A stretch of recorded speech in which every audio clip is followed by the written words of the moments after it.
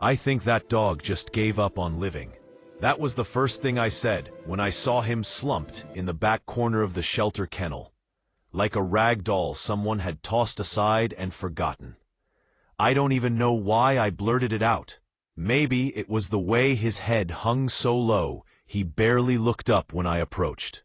Or maybe it was because he didn't even flinch when the other dogs barked all around him.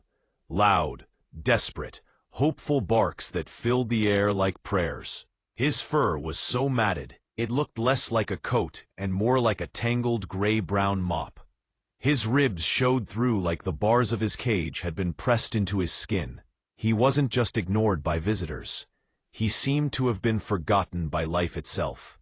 The shelter worker, a man named Rye, late 40s, baseball cap flipped backward, glanced at his clipboard and said, "Yeah, that's Benson. Been here 8 months. Doesn't get up much anymore. Eats only when he has to. No interest in toys. People skip over him like he's invisible." But I didn't skip over him. I stood there, staring, feeling something build in my chest I couldn't name. It wasn't pity. It was sharper, like I was looking at a reflection of a feeling I used to carry, but never knew how to explain. "Can I go in?" I asked. Rye seemed surprised. "Sure, but don't expect much. He probably won't even look at you." He was right. When I stepped into the kennel, Benson didn't move, didn't raise his eyes. So I lowered myself beside him, legs crossed, back against the cinder block wall, and just breathed, in silence. I didn't try to pet him, didn't say a word. I just sat there. After maybe 10 minutes, I heard the faintest sound. Not a whimper, not a sigh, but the slow, tired exhale of a soul who had stopped expecting anything good. I left that day with an adoption application in my hand. I barely remember the drive home. All I knew was that I couldn't stop thinking about him. Benson. That name felt too small for the weight he carried.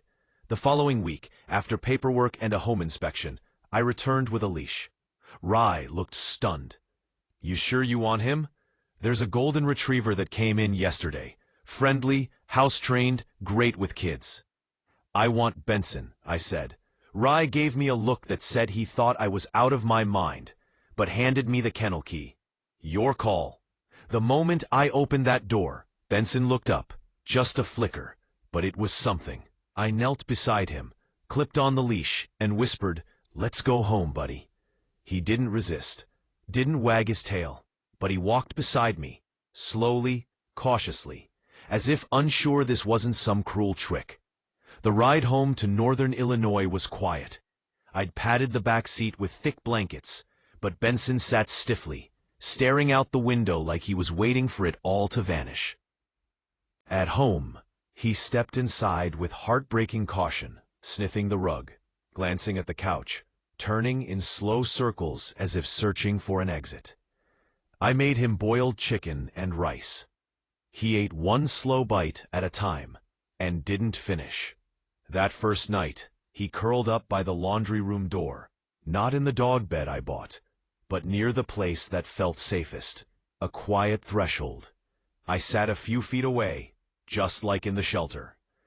Eventually, his eyes closed. Days passed in quiet routine. Walks, meals, silence. I talked to him anyway, read aloud, played soft music, sometimes just sat beside him while he stared at the wall. Then, one morning, a miracle, I dropped a piece of apple on the floor. Benson's nose twitched. He got up, on his own, sniffed it, and ate it. And his tail gave a single, barely there flick. It was the smallest movement in the world. But I sat on the kitchen floor and cried.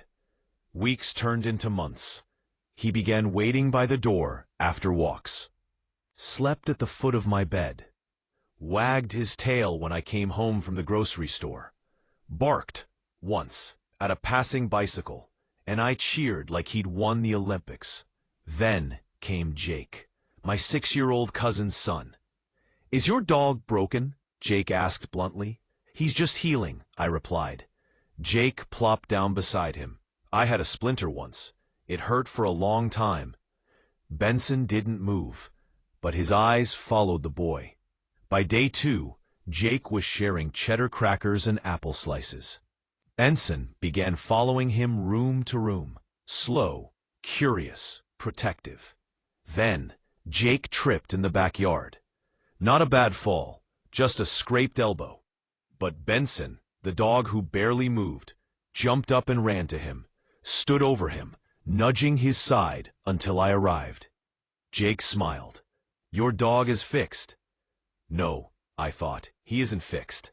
He's just remembering what love feels like.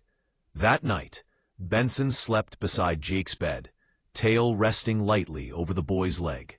It was the first time he looked completely at peace. I didn't sleep much that night. I kept going to the doorway, watching them, my heart full to the brim. Benson had been the saddest dog in the shelter.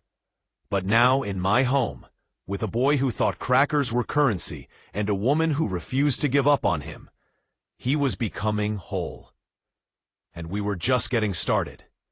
Through seasons, Benson grew, not loud, not flashy, but steady.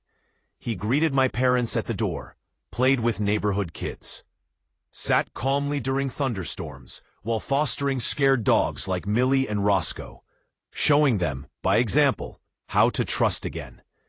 He visited schools, libraries, rehab centers. Children read to him. Veterans rested their hands on his fur. Strangers whispered their secrets into his ear.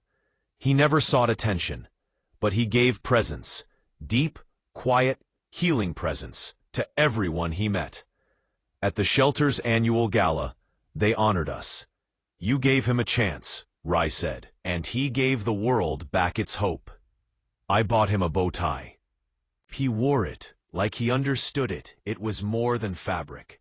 It was a symbol of how far he'd come. Then, one August morning, he moved a little slower. Not sick, not in pain, just tired. The vet confirmed it gently. His heart was working harder now. His body was older than we thought. So I did what he'd done for me for years. I stayed. I canceled everything, sat with him on the porch, read him stories, let silence speak. Jake came to say goodbye. Neighbors brought flowers. Letters poured in from strangers whose lives he'd touched. One night, beneath the oak tree where he'd first found peace in our yard, I placed my hand on his back and whispered, "You've done more in your time than most do in a lifetime." He didn't move, just let the evening hold us both. The next morning, he was gone, still warm, still peaceful, still loved. I buried him under that oak tree with his rope toy and an apple slice. The shelter planted a bench in his name with a plaque that reads, "In honor of Benson, who taught us to wait, to hope, and to love again." I finished a book about him, What Benson Taught Me, filled with lessons like, sit with the quiet ones. Let healing take its own time. Don't try to fix, just be there. Joy comes slowly, and in its own way. And now, when I walk the neighborhood, people still ask about him. I tell them gently, and always they pause. Because Benson wasn't just a dog. He was a quiet revolution, a reminder that the saddest souls often hold the deepest capacity for love, and that sometimes all someone needs to heal is for you to sit down and stay.